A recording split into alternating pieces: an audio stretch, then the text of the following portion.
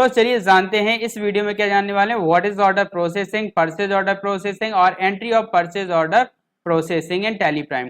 तो purchase order या order processing क्या है? जब भी हम किसी व्यापार में माल खरीदते हैं या बेचते हैं तो उससे पहले हमें खरीदते समय हम ऑर्डर लगा देते हैं, या कई बार ऐसा होता है कि हमें किसी को माल बेचना है तो हम उसको उसका ऑर्डर, वो हमें ऑर्डर दे देता है कि इतना माल हमको चाहिए, तो उसका ऑर्डर ले लेते हैं और समय पर उस ऑर्डर की पूरी सप्लाई कर दी जाती है।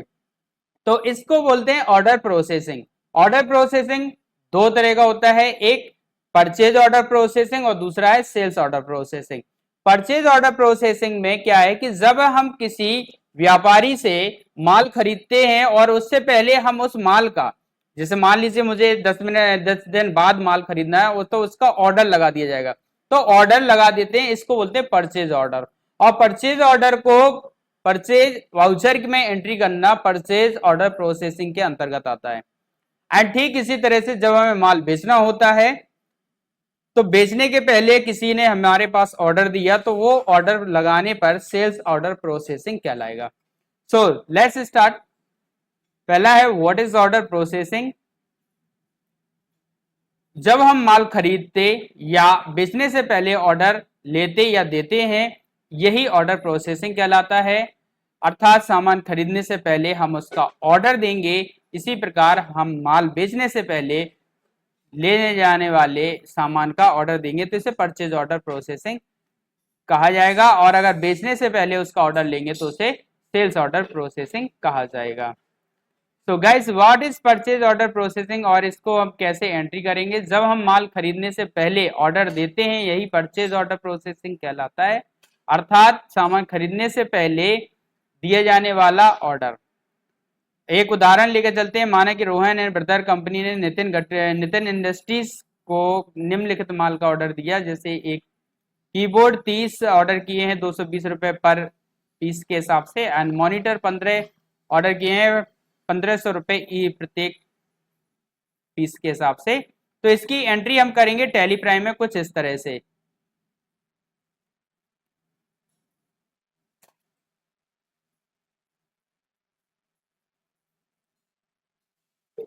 टैली प्राइम में आ जाएंगे और यहां पर आपको जाना होगा वाउचर्स पे। वाउचर्स पे जाने के बाद आप जाएंगे डिस्प्ले, यहां पे पेमेंट वाउचर बाय डिफॉल्ट आ जाएगा। परचेज ऑर्डर वाउचर की एंट्री के लिए आपको पहुंचना है गेटवे ऑफ टैली पर, एंड इसके बाद पहुंचना है वाउचर्स को सिलेक्ट करके एंटर की प्रेस कर देना है। बाय डिफॉल्ट पेमेंट वाउचर आएगा, यहां पर आपको कंट्रोल के साथ में F9 की प्रेस करनी है। कंट्रोल के साथ आप F9 की प्रेस करके परचेज ऑर्डर वाउचर की एंट्री करेंगे। अगर परचेज ऑर्डर वाउचर की यहाँ पे नहीं दिखाई देता है शॉर्टकट की से, तो आपको F10 की प्रेस करना है। F10 की प्रेस करते ही आपके सामने लिस्ट ऑफ वाउचर टाइप्स आ जाएगा, जहां से आपको परचेज ऑर्डर वाउचर को इनेबल कर लेना है। अगर यहाँ पे परचेज ऑर्डर नहीं दिया है तो आपको जाना है शो इनएक्टिव ऑप्शन पे और एंटर की प्रेस कर देना है। Order and sales order voucher पे एक्टिवेट कर लेना है, यस कर देना है। तो यहाँ पे आपके सामने परचेज ऑर्डर वाउचर और सेल्स ऑर्डर वाउचर दोनों ही एक्टिवेट हो गए हैं। परचेज ऑर्डर वाउचर पे आपको पार्टी अकाउंट नेम में कैश, बैंक या फिर उस पार्टी का नाम सिलेक्ट करना है जिस पार्टी को आप उधार माल जिस पार्टी से खरीद रहे हैं। तो यहाँ पे मैं नितिन इंडस्ट्री का एक लेजर क्रिएट करूंगा, अल्ट सी के साथ प्रेस करके मैंने यहाँ पे नितिन इंडस्ट्री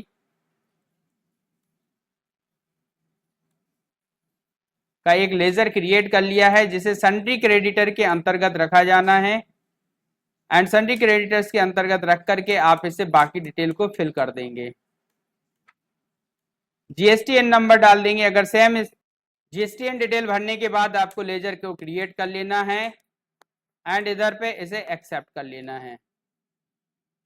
ऑर्डर डिटेल्स में मोड टर्म्स ऑफ पेमेंट आपको यहाँ पे स्पष्ट कर देना है। Other reference, terms of delivery, dispatch through, ये सारी डिटेल भरने के बाद आपको पार्टी डिटेल्स पे आ जाना है और इसे एक्सेप्ट कर लेना है। ऑर्डर नंबर आप देखो ध्यान से रखना है कि ऑर्डर नंबर जो देंगे वो आपको सिलेक्ट करना पड़ेगा। परचेज की एंट्री करते समय तो B001 यहाँ पे ऑर्डर दिया है, नेम ऑफ आइटम आप यहाँ पे अगर दिया है तो अच्छी बात है, अदरवाइज आप क्रिएट कर लेंगे अल्ट सी से। तो यहाँ पे मैंने मॉनिटर को क्रिएट कर लिया एंड यहाँ पे अंडर प्राइमरी या कंप्यूटर एक्सेसरीज रख लिया, यूनिट्स यहाँ पे पीसेस कर दिया है एंड इसको एक्सेप्ट कर लिया है।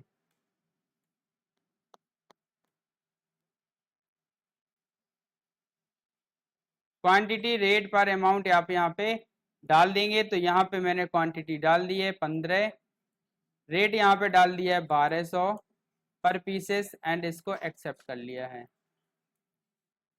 इसको रखेंगे परचेज ऑर्डर के अंतर्गत। आपने परचेज ऑर्डर इसे सिलेक्ट कर लेना है और इसको सिलेक्ट करके एंटर कर देना है। इसी तरह मॉनिटर की तरह आपको कीबोर्ड का भी एक आइटम क्रिएट कर लेना है। तो मैंने यहाँ पे कीबोर्ड का एक आइटम क्रिएट कर लिया है एंड अंडर इसे कंप्यूटर एक्सेसरीज रखा और इसको भी पीसेस में रखा है, जीएसटी एप्लीकेबल कर दिया है एंड गुड्स, और बाकी डिटेल आपको एक्सेप्ट कर लेनी है। जीएसटी डिटेल मैंने बाय डिफॉल्ट 28 कर रखा है, आप उसे सेट कर सकते हैं। क्वांटिटी और रेट आपको यहाँ पे दे देना है। तो मैंने यहाँ पे 100 पीस दे दिया है, रेट यहाँ पे दे दिया है 150 एंड पर अमाउंट एंड इस तरह से इसे परचेज ऑर्डर एंट्री के अंतर्गत कर दिया है। मैंने फिलहाल परचेज 28% में रखा है, आप इसे चेंज कर सकते हैं। जीएसटी के लिए आपको यहाँ पे एसजीएसटी इनपुट एसजीएसटी 14% मेंशन कर देना है। इसी तरह से इनपुट एसजीएसटी के अलावा इनपुट सीजीएसटी 14% इनेबल कर देना है एंड इसको एक्टिवेट कर लेना है। एक्सेप्ट कर लिया है।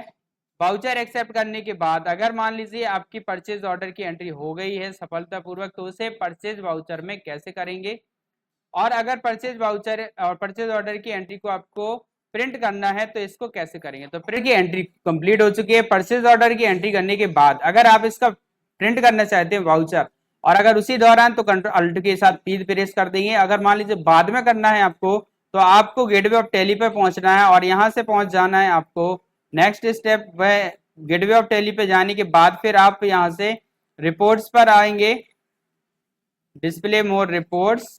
तो आपको डिस्प्ले मोर रिपोर्ट्स पे क्लिक कर देना है एंड इसके बाद आपको डे बुक को सिलेक्ट कर लेना है।